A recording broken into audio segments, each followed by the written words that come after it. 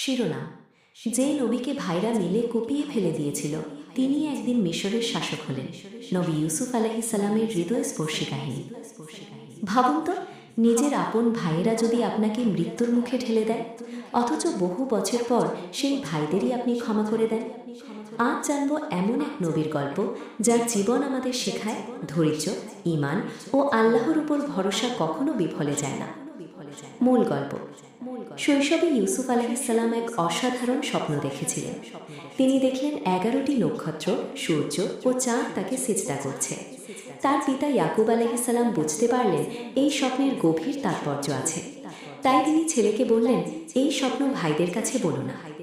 কিন্তু ভাইদের মনে আগে থেকেই ঈর্ষা ছিল। তারা পরিকল্পনা করল ইউসুফ আলাইহিস সালামকে সরিয়ে দেবে। একদিন বাবার অনুমতি নিয়ে তাকে নিয়ে বেরিয়ে যায় এবং একটি গভীর কূপে ফেলে রেখে আসে। পরে বাবাকে রক্তমাখা একটি জামা দেখিয়ে বলে, নেকড়ে তাকে খেয়ে ফেলেছে। আল্লাহর ইচ্ছায় একটি কাফেলা কূপের পাশ দিয়ে যাচ্ছিল। তারা পানি তুলতে গিয়ে ইউসুফ আলাইহিস সালামকে উদ্ধার করে এবং পরে তাকে মিশরের দাস হিসেবে বিক্রি করে। মিশরের এক প্রভাবশালী ব্যক্তি তাকে নিজের বাড়িতে নিয়ে যান। সেখানে তিনি বড় হতে থাকেন, কিন্তু পরে এক কঠিন পরীক্ষার মুখোমুখি হন। তিনি অন্যায় জড়াতে অস্বীকার করেন, ফলে মিথ্যা অভিযোগে তাকে কারাগারে পাঠানো হয়। কারাগারেও তিনি ধৈর্য হারাননি। সেখানে বন্দীদের স্বপ্নের ব্যাখ্যা দিতেন আল্লাহর দেওয়া জ্ঞানের মাধ্যমে।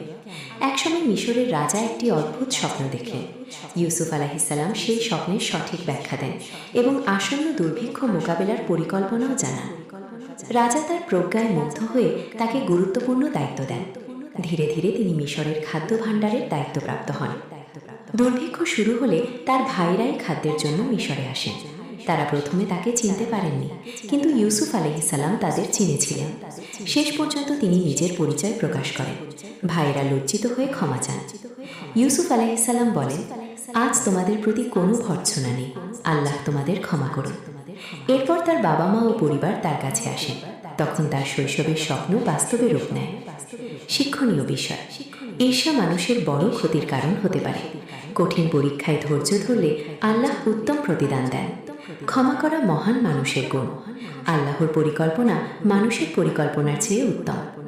শেষ কথা: যদি এই গল্প থেকে আপনি শিক্ষা পেয়ে থাকেন, তাহলে ভিডিওটি শেয়ার করুন, যাতে অন্যেরাও উপকৃত হতে পারে।